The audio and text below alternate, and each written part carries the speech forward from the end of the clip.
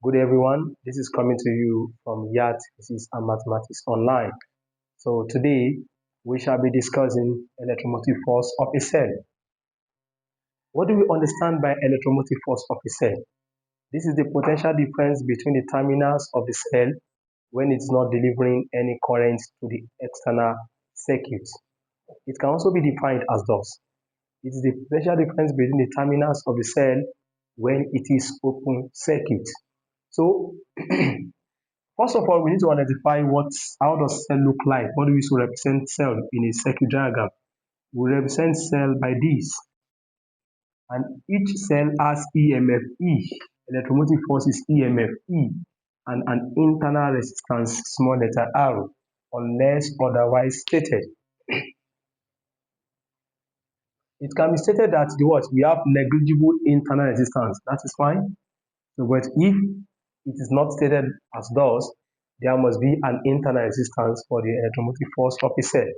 So let's say we have arrangement of cells, like we have arrangement of resistance, arrangement of cells. The first one to be discussed is cells in series. Cells in series. So how do we identify that these cells are in series? This is how it looks like. A cell has terminal. The longer side is the positive terminal, the shorter side is the negative terminal. You have positive, negative, positive, negative. So when the negative of one cell is connected to the positive of the other cell, we say those cells are in series. If otherwise, they are in parallel. That is, when positive is connected to positive and negative is connected to negative, we say the cells are in parallel. But if the negative is connected to positive, is connected to negative, we say they are in what? They are in series. So I told us earlier that there will be E, electromotive force of each of the cells, E2 and what? E3. And there will be internal resistance for each of the cells. So how do we find the total EMF of the cell? It's just exactly like that of what? Total resistance in series. So equivalent EMF of the cell is going to be given as what? E1 plus E2 plus E3. So why the total resistance 2? The moment you find the total EMF of a cell, you have to find total resistance of that cell as well. So of course, resistance is always resistance. So we are going to treat it the same way. So R is equal to what? R1 plus R2 plus R3. The second phase of this subtopic is cells in parallel. Cells in parallel. Before I proceed, when you have two or more cells, that is the plural of cell, can be cells or battery. So cells in parallel, this is how we connect them. When they are in parallel, we have negative connected to negative and the positive connected to positive.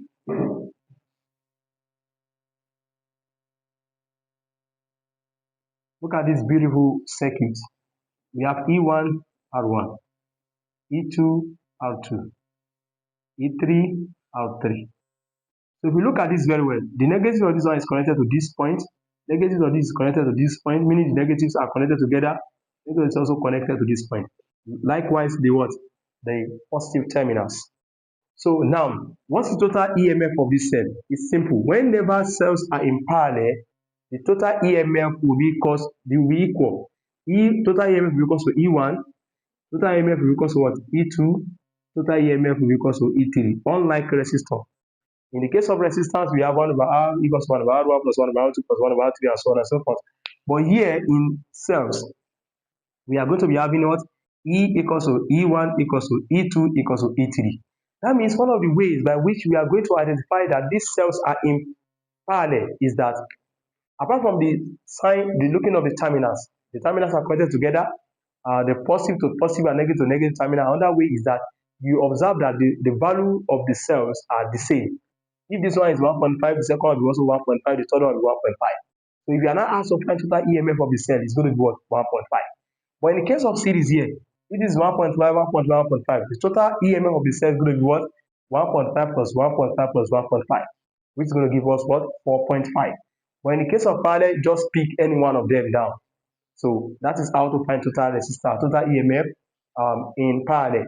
So we are still going to treat the resistance. I told you whenever you find total EMF, you must find total internal resistance.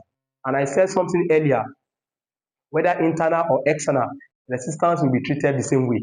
So we treat this as resistance in what? In parallel. So this is going to be what? 1 over R equals what? 1 over R1 plus 1 over R2 plus 1 over R3. So having known this, we can now proceed again into another beautiful formula that connects the current, the internal resistance, and the electromotive force of a cell together. And what is that? This beautiful formula, I equals to E over R plus small r. This formula combines all these values together: the EMF of the cell, the current, the external resistance, and the internal resistance. So we may proceed on this formula. I equals to E all over R plus R. By the time I cross multiply, I have my electromotive force equals to I open bracket R plus small r.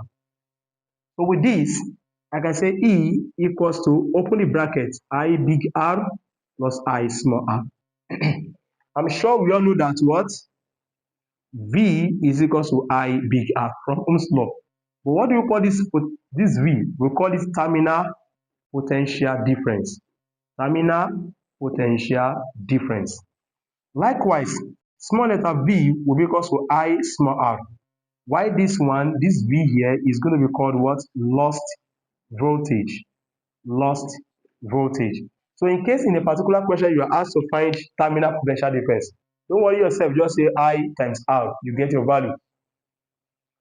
In case in such a question you are given electromotive force, you are given the current and internal resistance, you can just say what? The value of the electromotive force, you multiply this one together, then you subtract to get your lost your terminal potential difference. Let's proceed. So this formula can be written further as this: E equals to IR, which is what? Terminal potential difference, plus I small r, which is what? The lost voltage. So let's note this formula as well. So with this, we are going to solve more questions. We are going to solve questions under this beautiful topic as time goes on. Let us have all these formulas in mind. In summary, we talk about what? Electromotive force in parallel. In series, that would be what? E1 plus E2 plus E3.